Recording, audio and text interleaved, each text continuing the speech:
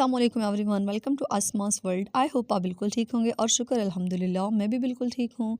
तो अभी तकरीबन टाइम हो रहा है 11 सवा 11 का। तो मैं यहाँ पर बना रही हूँ अपने भाई के लिए नाश्ता। हम लोग तो सुबह ही नाश्ता कर लेते हैं। मेरा ये लाडला भाई जो है ये 11-12 बजे से पहले नहीं उठता, कभी ये 2 बजे भी उठता है। तो मैंने कहा मैं तुम्हें पराठा बना के देती हूँ। कभी ऐसे होता है कि मेरा भाई नाश्ता करता भी नहीं है, ये 2 बजे उठता है तो हम इसको डायरेक्ट खाना दे देते हैं।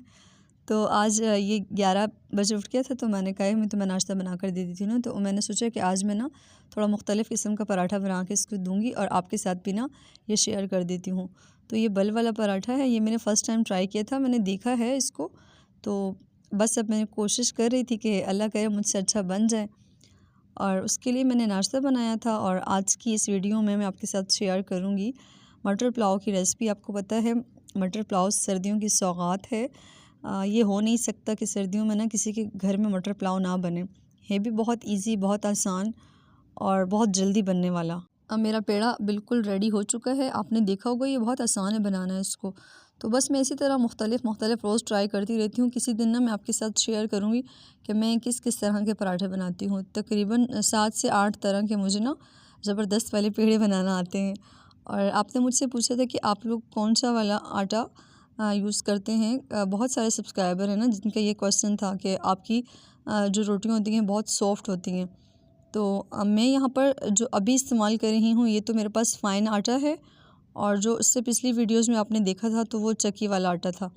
तो बस ये फ़ाइन आटा मुझे बहुत अच्छा लगता है क्योंकि इसके सफ़ेद सफ़ेद पराठे होते हैं और रोटियाँ, और चक्की वाला मुझे इतना नहीं अच्छा लगता।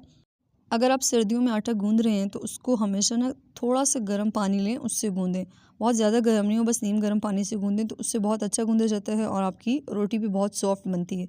तो मैं तो ऐसे करती हूँ और फिर उसको कुछ देर के लिए छोड़ देती हूँ और फिर दोबारा से थोड़ा गूँध लेती हूँ, तो बहुत अच्छी रोटी बनती है इस तरह।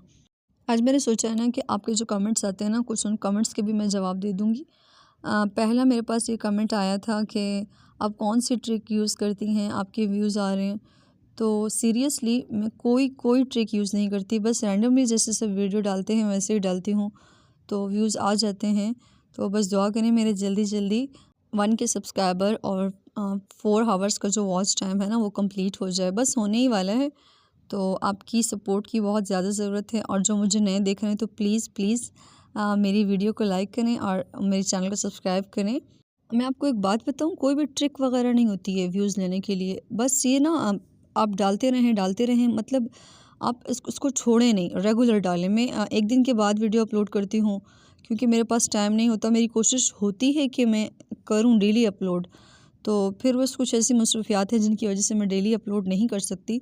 तो बस आप इसको ना इसमें जो एक वो तसलसल होता है ना उसको कायम रखें।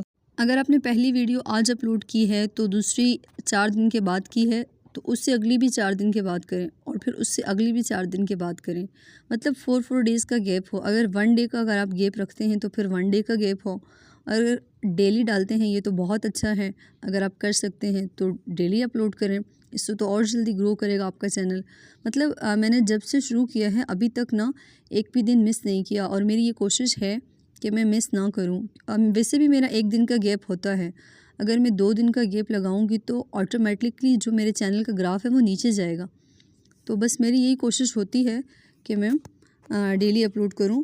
बस ये ट्रिक है, इसके अलावा कोई ट्रिक नहीं है जी। तो साथ साथ मैं करूँगी आपसे बात, और साथ साथ मैं आपके साथ कर रही हूँ मटर पुलाव की रेसिपी शेयर।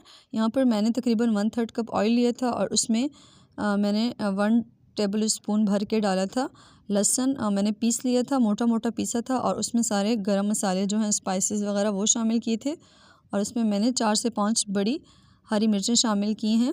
गरम मसाले की जितनी भी चीज़ें वो मैंने साथ में मेंशन कर दी हैं, आप लोग यहाँ से नोट डाउन कर लीजिएगा।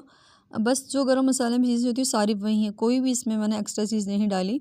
और ये जितना भी मसाला है ना इसको तकरीबन हम लोग 1 मिनट तक भून लेंगे ताकि अच्छे से ना ये फ्राई हो जाए। और फिर इसमें हम लोग मटर शामिल करेंगे। मटर जो हैं मैंने इसमें लिए थे 500 ग्राम। अगर आप चावलों की क्वांटिटी के हिसाब से देखें, अगर आपके पास ज़्यादा चावल हैं तो आप ज़्यादा मटर शामिल करें, अगर कम है तो कम शामिल करें। इसमें मैंने अभी नमक नहीं शामिल किया। नमक जब हमारे पानी को बॉयल आ जाएगा उसके बाद में शामिल करूँगी, पहले नमक शामिल नहीं करूँगी। और अब मैंने इसमें तकरीबन 4 गिलास पानी शामिल किए थे, क्योंकि मैंने 2 गिलास चावल लिए थे उसके लिए मैं 4 गिलास ही पानी लेती हूँ। जितना मैं चावल लेती हूँ उससे डबल क्वांटिटी में पानी लेती हूँ। पानी में अच्छे से उबाल आ चुका था और उसके बाद मैंने इसमें नमक शामिल कर दिया था।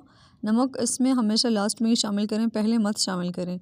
और उसके बाद में इसमें अपने राइस अच्छे से मैंने वॉश कर लिए थे। उनको मैंने तकरीबन 15 से 20 मिनट भिगो के पहले रखा था। इतना टाइम नहीं था ना मेरे पास, इसीलिए। अगर आप जब चावलों को ज़्यादा भिगो के रख दें तो फिर उनमें पानी कम डालें। अगर आप कम टाइम के लिए उनको भिगो के रखें तो फिर उसमें पानी ज़्यादा डालें।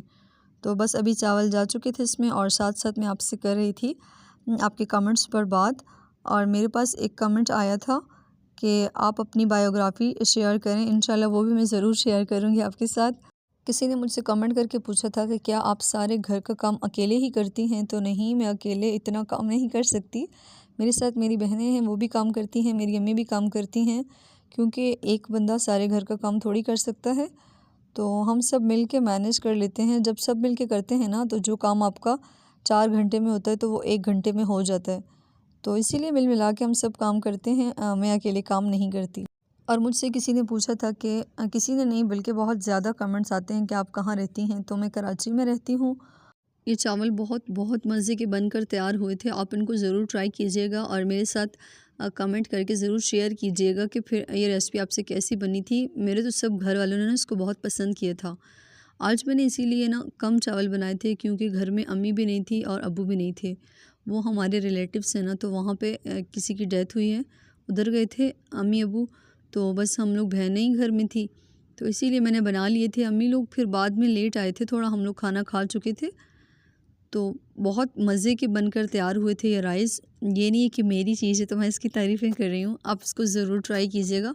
सर्दियों में तो मटर बहुत सस्ते भी मिल जाते हैं। अभी चावलों में थोड़ा पानी था, मैं चेक कर रही थी।